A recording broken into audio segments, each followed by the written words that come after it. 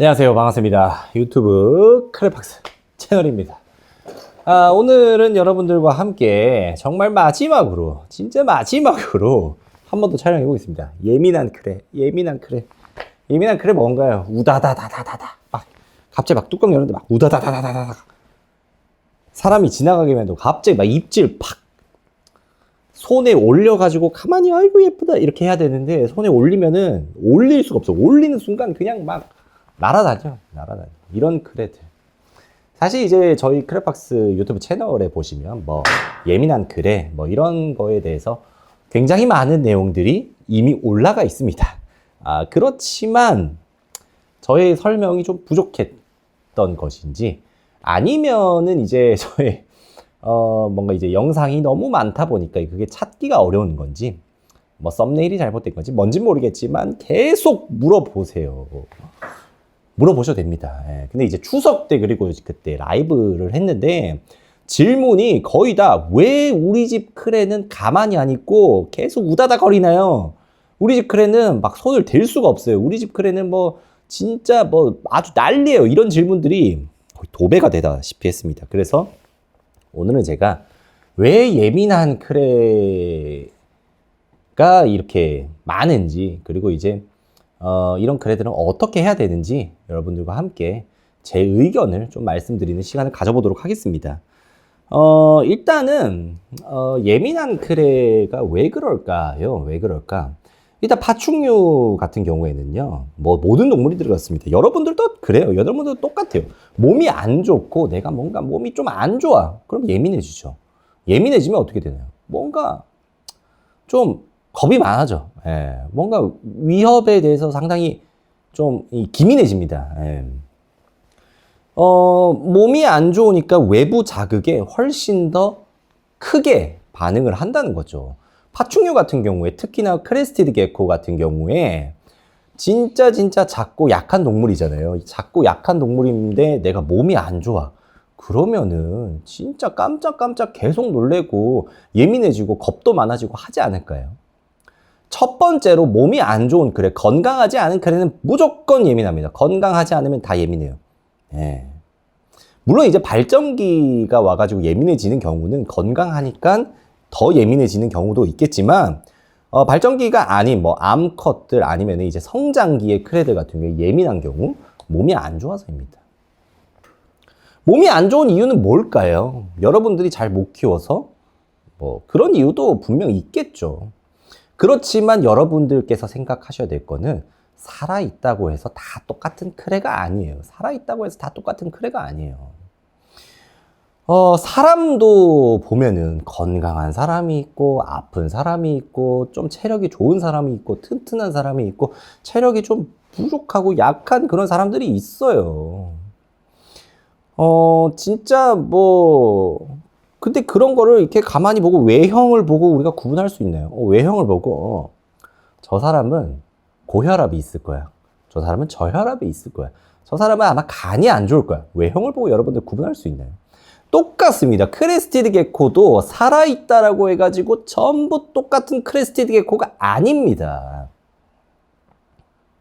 우리가 이제 크레스티드 게코의 질병이나 어떤 건강에 대한 연구들이 많이 이루어지지 않다 보니까 외형에 우리가 조금 더 많이 집착하고 집중하는 경향이 있지만 여러분들이 크레스티드 게코를 오래 키우고 싶고 건강하게 키우고 싶고 이 친구들과 정말 행복하게 지내고 싶다면 건강한 크레를 입양하셔야 돼요. 건강한 크레를 입양하시는 방법은 많이 있겠지만 여러분들께서 보시기에 출처가 명확하고 그 출처가 얼마나 전문적인지를 보시는 것이 중요합니다.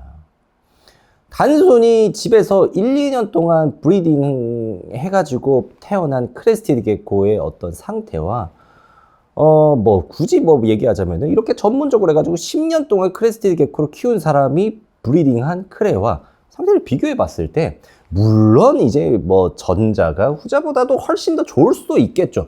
그렇지만 우리가 이런 부분에 대해서 고민은 해봐야 된다 이거죠. 뭐가 더 낫다 무조건 뭐 크레팍스 크레스티드 게코가 낫다 이게 아니라 고민이라는 거는 우리는 해봐야 된다 이거죠. 왜 살아있는 크레스티드 게코들이 다 똑같을 거라고 생각을 하냐고. 내가 이제 크레스티드 게코를 데려와가지고 밥을 먹였어. 근데 어디서 데려온 애는 밥을 잘 먹고 쭉쭉쭉 크는데 어디서 데려온 애는 밥도 안 먹고 주사기가 근처에 가기만 해도 막 화다다닥 막 도망가려고 하고 어떻게 밥을 먹여도 크는 것 같지도 않고 왜겠어요. 애초에 건강하지 않으니까 그렇죠. 왜 그런 가능성이 그 애초에 건강하지 않을 수 있다라는 그런 가능성이 있다라는 걸 말이 좀 이상한데 여러분들도 유념하셔야 된다. 이런 애들은 여러분들이 브리더를 생각하시고 계시면 이런 애들은 진짜 여러분들이 열심히 키우고 밥 주고 해가지고 40g, 50g 된다고 하더라도 이런 애들로 브리딩 하잖아요. 그러면은 또 똑같이 약한 애들이 태어나요.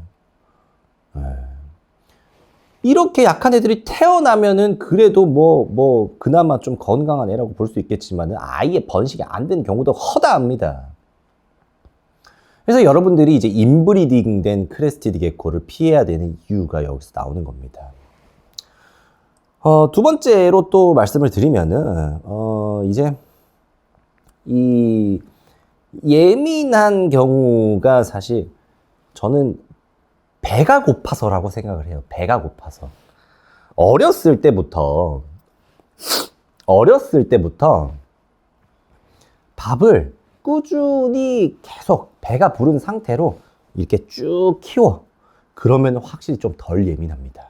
근데 어렸을 때부터 자율 피딩으로 주면서 대충 이거 자율 피딩으로 주는 것 자체가 문제라는 게 아니라 자율 피딩으로 주고 먹는지 안 먹는지 확인도 안 하고 알아서 살아라 나는 밥을 줬다 이렇게 생각하면서 이렇게 키운 크레들은 보면은 못 키워. 크레들 못 키워.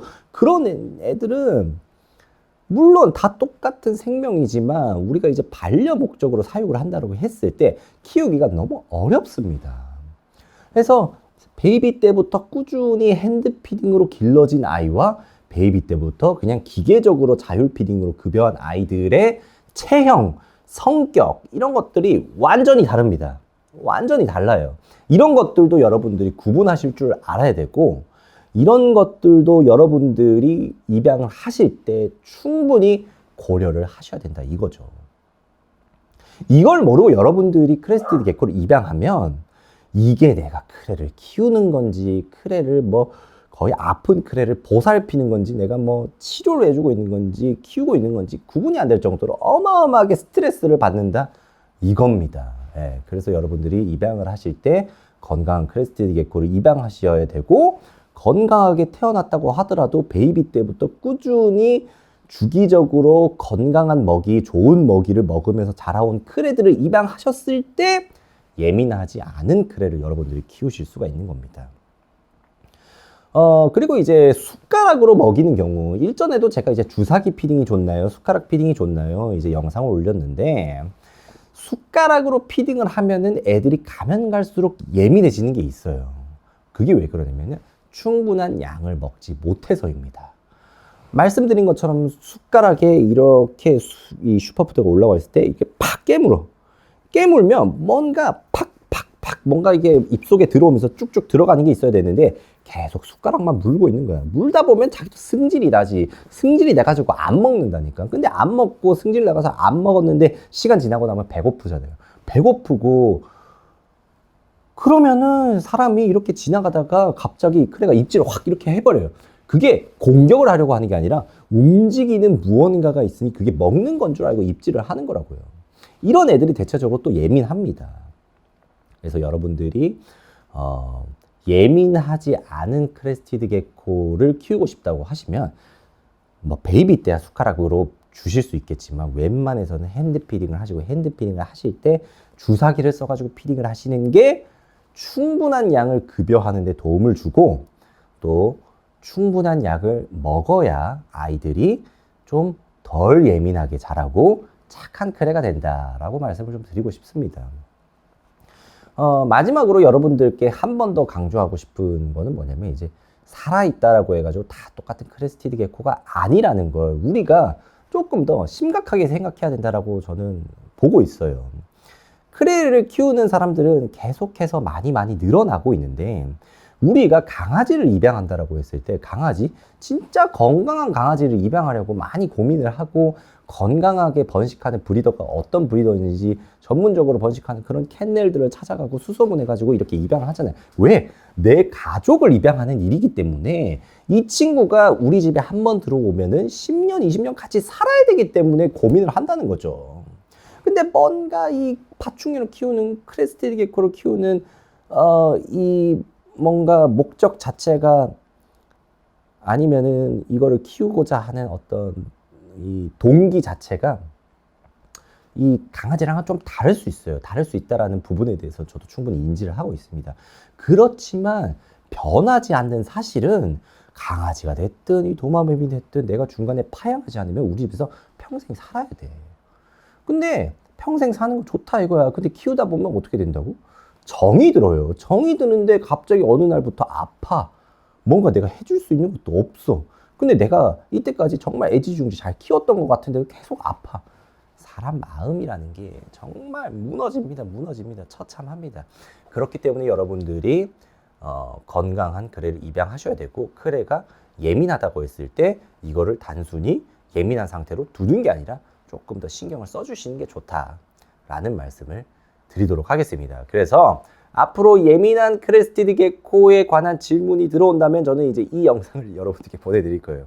그래서 여러분들이 뭔가 좀 궁금하신 게 있다고 하시면, 사실 크레팍스 채널에 200몇 개의 영상이 올라가 있지만 거기에 거의 대부분의 정보가 올라가 있습니다. 네, 그렇기 때문에 단순하게 이제 검색을 하시면 영상을 찾아보실 수가 있으니, 키우시면서 궁금한 게 생기시면 유튜브에다가 이렇게 검색을 해보시고, 검색을 해봐도 뭔가 나오지가 않고 궁금증이 풀리지 않는다. 그러면 이제 크레팍스 홈페이지에 있는 카카오톡 버튼을 누르신 다음에 문의를 남겨주시면 가능한 시간대에 답변을 좀 드리도록 하겠습니다.